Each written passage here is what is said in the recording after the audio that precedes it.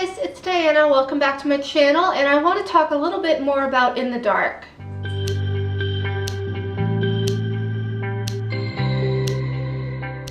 So I did a video earlier this week where I talked about some of my first impressions and discussed a little bit of the hashtag Let Us Play Us protest that was happening on Twitter.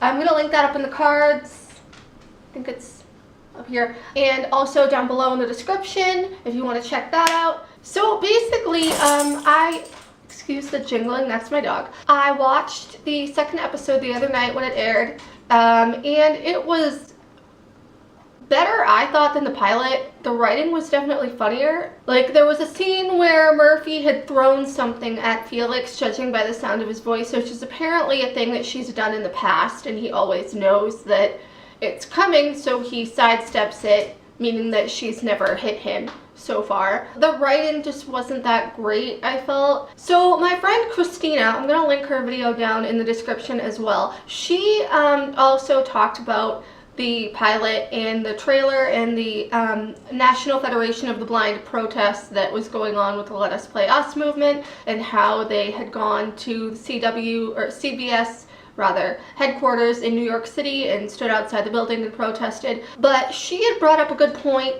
that I didn't realize until watching the second episode of the show, and that's, like, it's either Murphy or somebody else. Like, every scene pretty much, there's someone pointing out that Murphy is blind.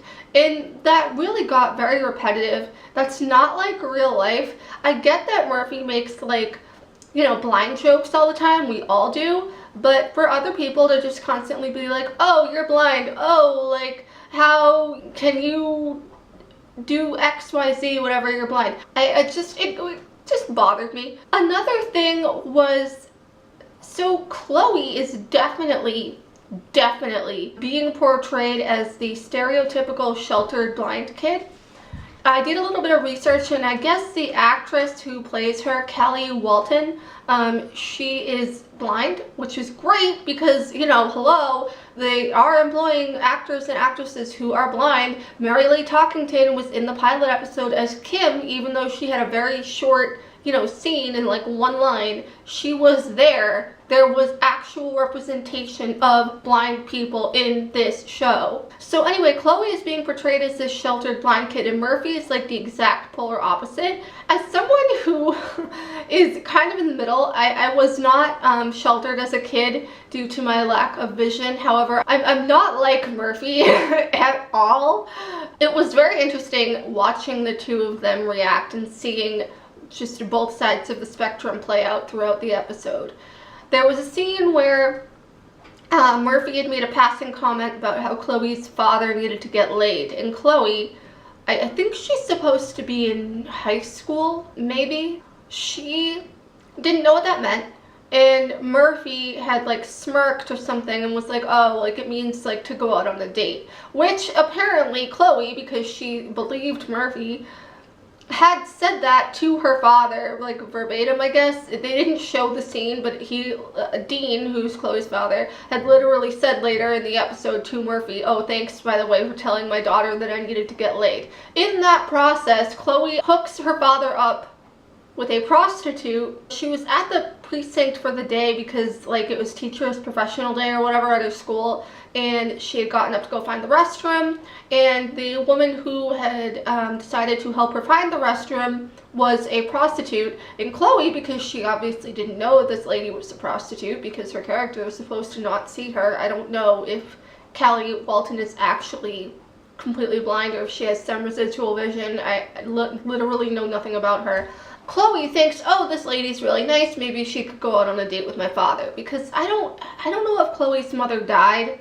I don't know what, like, they haven't touched upon that. All we know about Chloe is that she lost her vision a few years prior in a car accident, and apparently Dean has been doing everything since to just completely shelter her.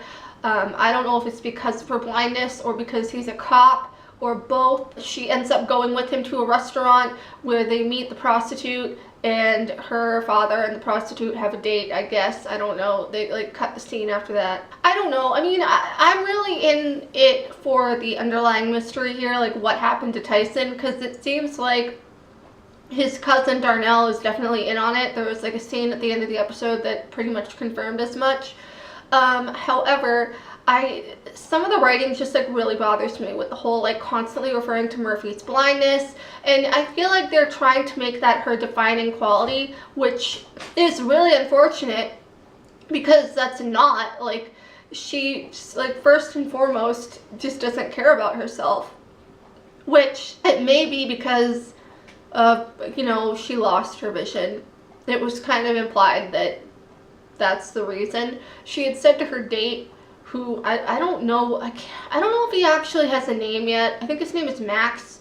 His name is supposed to be Max, but everybody's been calling him Burger Guy because he owns a burger food truck or something, and he works with Darnell. She was out on a date with Max, and she had said something to the effect of, oh, like, I'm at the mercy of the world, being blind, it's awful. I spent 3 hours the other day looking for a cigarette, blah, blah, blah, which I get it. Like, people, you know, who have no usable vision, if they drop something, they, like, basically lose it forever, unless they can have some sighted assistance, or, you know, they can hear where it fell and gauge, like, that way where it came from.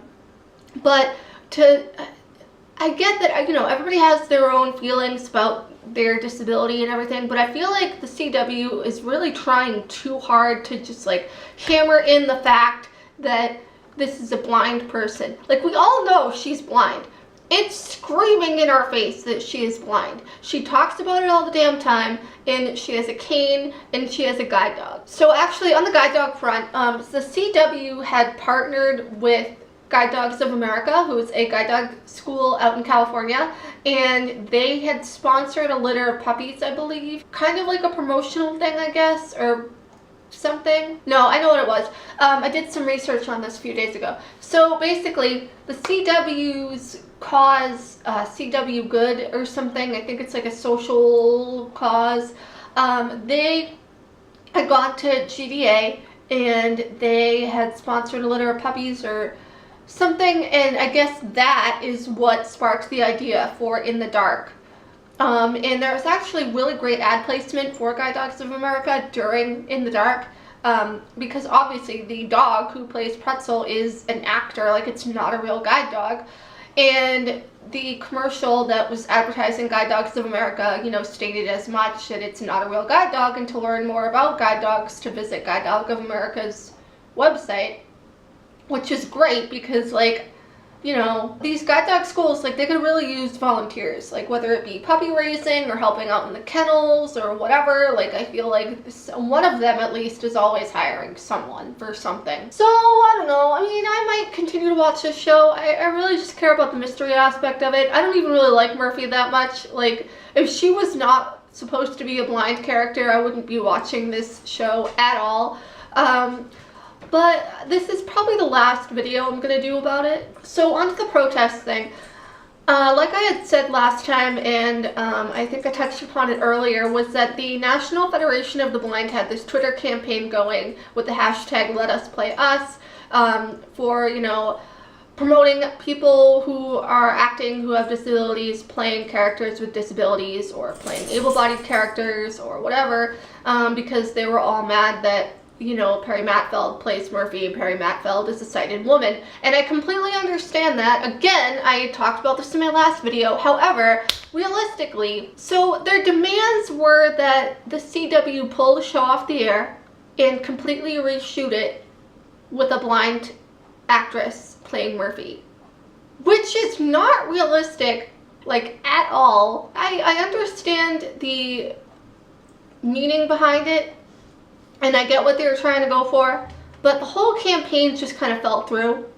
They, I guess, announced it like a day or two before they were going to be tweeting out the hashtag, so there was, like, no marketing at all unless you really knew about it. I didn't even know it was a thing until, I think, around the time that the show aired. And then they had actually gone to New York City and protested in front of the CBS headquarters, which, like, you know, everybody has the right to protest, whatever. I just think that they were blowing it out of proportion a bit. And since then, I haven't heard anything about this. It's not a terrible show, like I said earlier. I mean, I don't think it's terrible. It's definitely not the best. I wouldn't be watching it if the main character wasn't supposed to be blind, like I said earlier. So you do you. Again, this is the last time I'm going to be talking about it because it feels like that the subject has kind of fizzled out a little bit since last week, and since there was that initial momentum for like 2 or 3 days. Again, I could be wrong. But anyway, thanks for watching, and if you feel like it, subscribe, and I'll see you guys next time.